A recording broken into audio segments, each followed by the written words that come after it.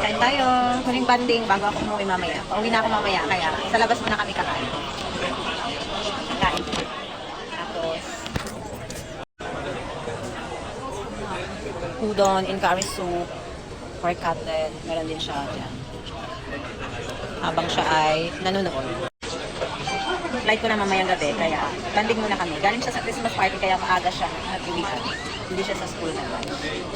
Kain tayo, guys.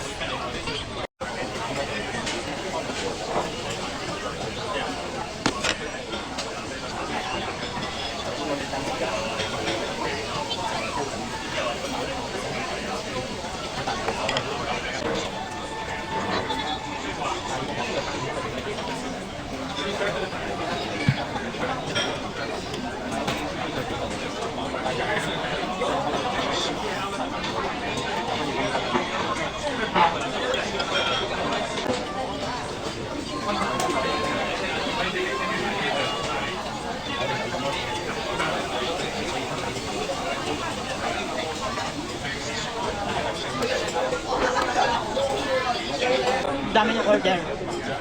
Hindi niya maubos sa isang buwis. Sarap yung curry.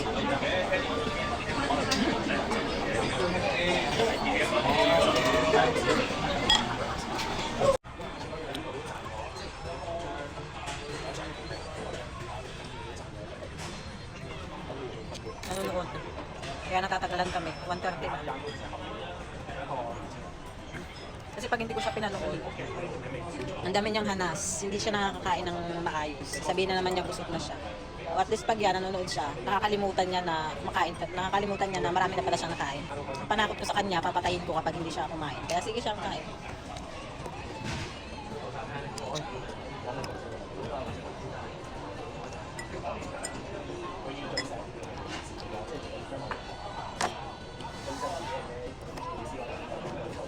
Meron pa kami ganito, tig-isa. Tapos ang drink ko ay coffee, sa kanya ay tea.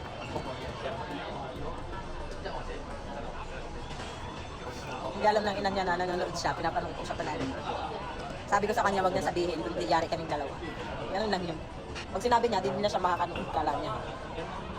Takot niya rin. Tikman natin yung kanilang monchi.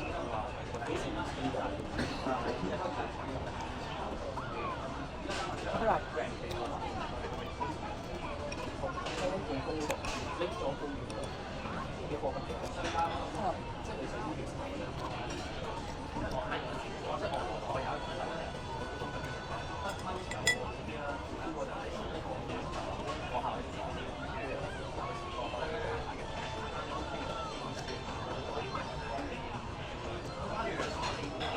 Hey.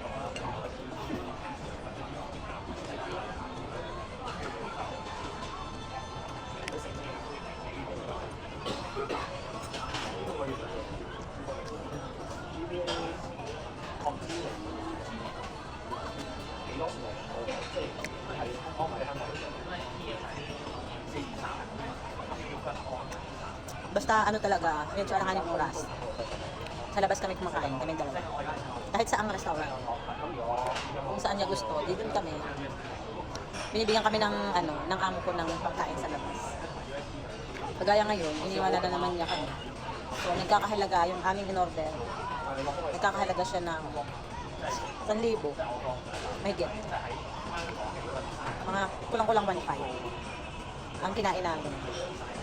Tig-isang order ng udon, tapos may tig-isang monchi, may drinks, at saka may side dish. Pwede na.